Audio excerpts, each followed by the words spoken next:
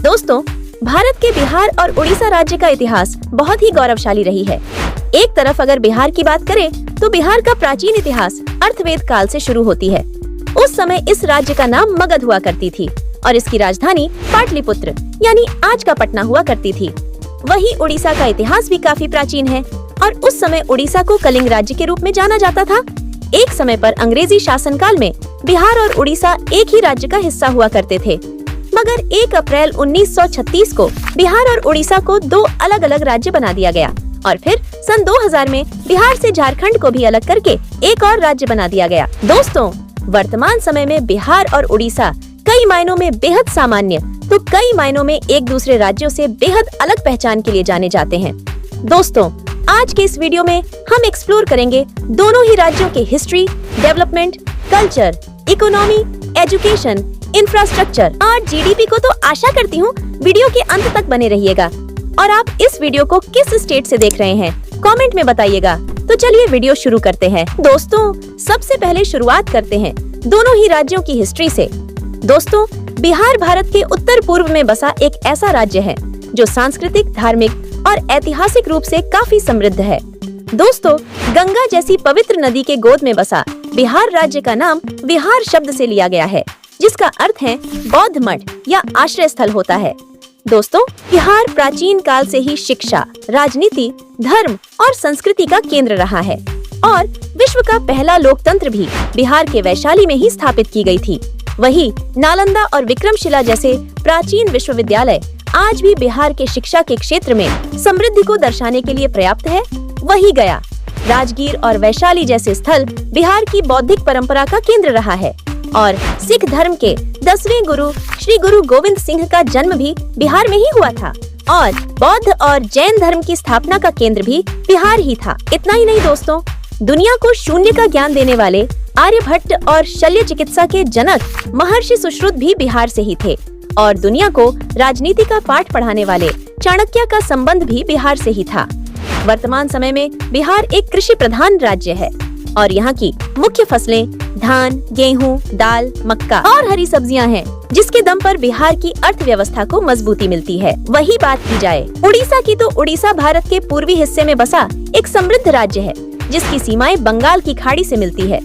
दोस्तों, उड़ीसा का इतिहास भी बिहार के जैसा ही समृद्ध है और प्रसिद्ध कलिंग युद्ध भी प्राचीन उड़ीसा में ही हुआ था। दोस्तों, माना जाता है ओडिशा नाम की उत्पत्ति संस्कृत के ऑर्डर शब्द से हुई है, जिसका उल्लेख पौंद्र, उत्कल, मेकल, कलिंग और आंध्र के साथ महाभारत में मिलता है। दोस्तों, उड़ीसा भारत के हिंदू संस्कृति का एक प्रमुख केंद्र रहा है और उड़ीसा में 13वीं शताब्दी में बनाए गए हजारों मंदिर आज भी स्थापित है, जिसमें पुरी में स्थित श्री जगन्नाथ मंदिर, कोणार्क सूर्य मंदिर और लिंगराज मंदिर प्रमुख प्राचीन मंदिर है। दोस्तों, प्रकृति ने उड़ीसा को सुंदरता के साथ साथ खनिज जैसे बहुमूल्य अयस्कों से भी नवाजा है, जिसके चलते उड़ीसा राज्य में लौह, बॉक्साइट, क्रोमाइट, कोयला और टिन जैसे बहुमूल्य प्राकृतिक खनिज भरपूर मात्रा में उपलब्ध है। इसके अलावा उड़ीसा की सीमाएं समुद्र तट से मिलती है, जिसके कारण पारादीप और धामरा जैसे बड़े पोर्ट भी उड़ीसा में मौजूद है। वहीं उड़ीसा में धान, गेहूं, नारियल, मक्का और दलहन फसलों की खेती भी की जाती है, जिससे उड़ीसा की अर्थव्यवस्था को मजबूती मिलती है। दोस्तों, वही बात अगर पॉपुलेशन एंड एरिया की जाए तो बिहार की वर्तमान जनसंख्या कास्ट सेंसस 2023 के आंकड़ों के अनुसार लगभग 13 करोड़ 7 लाख के करीब पहुंच गई है और जनसंख्या के मामले में बिहार भारत का तीसरा सबसे अधिक जनसंख्या वाला राज्य है और बिहार लगभग 94,163 स्क्वायर किलोमीटर एरिया में फैला हुआ है और एरिया के हिसाब से यह भारत का 13वां सबसे बड़ा राज्य है। वही बात अगर उड़ीसा की पॉपुलेशन की बात की जाए तो 2023 के अनुमानित जनसंख्या के अनुसार उड़ीसा की जनसंख्या 4 करोड़ 80 लाख होने का अनुमान है और जनसंख्या के मामले में उड़ीसा भारत का 11वां सबसे अधिक जनसंख्या वाला राज्य है। वहीं उड़ीसा 1,55,820 वर्ग किलोमीटर एरिया में फैला हुआ है और एरिया के हिसाब से यह भारत का 8वां सबसे बड़ा राज्य है। वही बात दोनों राज्यों की लिटरेसी रेट की जाए तो बिहार का लिटरेसी रेट कास्ट सेंसस 2023 के आंकड़ों के अनुसार 79.7% थी, तो वही उड़ीसा का लिटरेसी रेट वर्ष 2023 के एक आंकड़े के अनुसार 75.15 बताई गई है। वहीं दोस्तों, बात दोनों ही राज्यों की पर कैपिटा इनकम की जाए तो बिहार का पर कैपिटा इनकम NSDP के आंकड़ों के अनुसार 2024 में 60,336 रुपए प्रति व्यक्ति प्रति वर्ष थी। वहीं उड़ीसा की पर कैपिटा इनकम NSDP के आंकड़ों के अनुसार 2024 में 1,63,101 रुपए प्रति व्यक्ति प्रति वर्ष थी। वहीं दोनों ही राज्यों की GDP की बात की जाए तो बिहार का GDP वित्त वर्ष 2024-25 में 9,76,514 करोड़ रुपए थी। वहीं उड़ीसा की GDP वित्त वर्ष 2024-25 में 9,26,000 करोड़ रुपए थी। दोस्तों, वही बात अगर रोड नेटवर्क की करें तो बिहार से कुल 43 नेशनल हाईवे गुजरती है, जिसकी कुल लेंथ लगभग 6,131 किलोमीटर है। वहीं इसके अलावा बिहार में कुल 67 स्टेट हाईवे हैं, जिसकी कुल लेंथ लगभग 4,006 किलोमीटर है। वही बात अगर उड़ीसा की जाए, उड़ीसा से वर्तमान समय में 16 नेशनल हाईवे गुजरती है, जिसकी कुल लेंथ 5,897 किलोमीटर है। वही उड़ीसा में लगभग 57 स्टेट हाईवे है, जिसकी कुल लंबाई लगभग 4,000 किलोमीटर है। वही बात अगर रेलवे नेटवर्क की जाए तो बिहार में 3,794 किलोमीटर लंबा रेलवे नेटवर्क है, जिसकी कुल ट्रैकों की लंबाई 7,663 किलोमीटर है। और बिहार के हाजीपुर में पूर्व मध्य रेलवे का मुख्यालय सहित कुल 704 रेलवे स्टेशन है, जिसमें से 23 रेलवे जंक्शन के रूप में कार्यरत हैं। और बिहार का सबसे बड़ा रेलवे स्टेशन पटना जंक्शन है, जहां 10 प्लेटफॉर्म और 15 ट्रैक मौजूद है। इसके अलावा पाटलिपुत्र जंक्शन, गया junction, Bhagalpur junction, Katihar junction और मुजफ्फरपुर जंक्शन बिहार के प्रमुख रेलवे स्टेशन है। वही बात उड़ीसा की रेलवे नेटवर्क की जाए तो उड़ीसा में कुल 2,652 किलोमीटर लंबा रेलवे नेटवर्क है, जिसकी ट्रैकों की कुल लंबाई 5,506 किलोमीटर है। और उड़ीसा के भुवनेश्वर में पूर्वी तटीय रेलवे क्षेत्र का मुख्यालय सहित उड़ीसा में कुल 305 रेलवे स्टेशन है, जिसमें भुवनेश्वर जंक्शन उड़ीसा का सबसे बड़ा रेलवे स्टेशन है, जहां 7 प्लेटफॉर्म और 9 ट्रैकों की सुविधा मौजूद है। इसके अलावा Rourkela junction, Cuttack junction, Sambalpur junction, Khordha railway station और पुरी रेलवे स्टेशन उड़ीसा के प्रमुख रेलवे स्टेशन है। दोस्तों, वही बात अगर दोनों राज्यों की मेजर एयरपोर्ट की जाए तो बिहार में जयप्रकाश नारायण इंटरनेशनल एयरपोर्ट पटना, गया एयरपोर्ट और दरभंगा एयरपोर्ट बिहार के ऑपरेशनल एयरपोर्ट हैं। वहीं उड़ीसा में बीजू पटनायक इंटरनेशनल एयरपोर्ट और वीर सुरेंद्र साई एयरपोर्ट और जयपुर एयरपोर्ट उड़ीसा के ऑपरेशनल एयरपोर्ट है। इसके अलावा समुद्र तट से सीमाएं लगने के कारण उड़ीसा में धामरा पोर्ट और पारादीप पोर्ट उड़ीसा के 2 प्रमुख बंदरगाह भी है, जो बिहार में नहीं है। दोस्तों, वही दोनों राज्यों के भाषा और कल्चर पर एक नजर डाले तो बिहार की राज्य भाषा हिंदी है और इसके अलावा बिहार में भोजपुरी, मैथिली, मगही, अंगिका, बज्जिका जैसी भाषाएं भी बोली जाती हैं।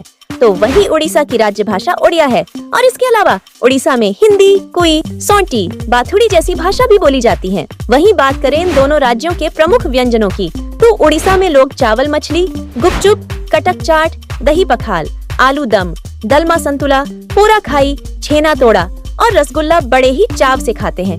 वही बिहार में लोग लिट्टी चोखा, चावल दाल, मटन, दही चूड़ा, समोसा चाट, मालपुआ, पानी पुड़ी, गुलाब जामुन, जलेबी और बालूशाही मिठाई बड़े ही चाव से खाते हैं। दोस्तों, वही इन दोनों राज्यों के कुछ टूरिस्ट डेस्टिनेशन की बात करें तो बिहार में नालंदा विश्वविद्यालय है, जो कि विश्व की सबसे प्राचीन विश्वविद्यालय है और इसे यूनेस्को द्वारा विश्व धरोहर स्थल के रूप में मान्यता प्राप्त है। वही महाबोधि मंदिर, जो कि बिहार के बोध गया में स्थित है।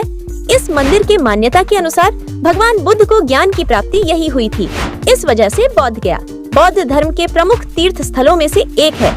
इसके अलावा राजगीर और वैशाली में भी बौद्ध और हिंदू धर्म से जुड़े कई धार्मिक मंदिर और स्थल मौजूद है, जिसे देखने विदेशी टूरिस्ट लाखों की संख्या में हर साल आया करते हैं।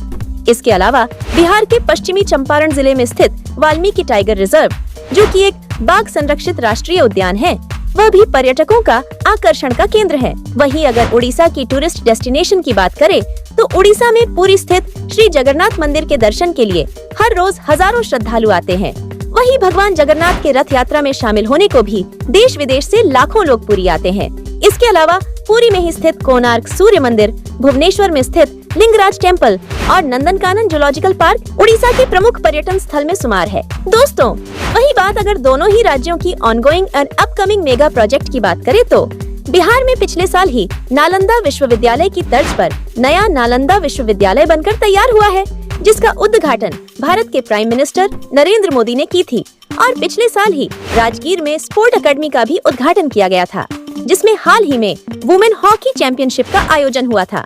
वहीं Rajgir international cricket stadium, Patna metro, Amas Darbhanga expressway और पटना एयरपोर्ट विस्तार का कार्य भी अंतिम चरण में है, जिसके बन जाने के बाद बिहार के इंफ्रास्ट्रक्चर में नई क्रांति आने वाली है और यह बिहार के विकास को और भी मजबूती प्रदान करेगा। दोस्तों, वहीं उड़ीसा की ऑनगोइंग और अपकमिंग मेगा प्रोजेक्ट की बात करें तो उड़ीसा के कटक में भी एक इंटरनेशनल हॉकी स्टेडियम का निर्माण हुआ है, जिसकी सिटिंग कैपेसिटी इसे दुनिया के बड़े हॉकी स्टेडियम के रूप में पहचान दिलाती है।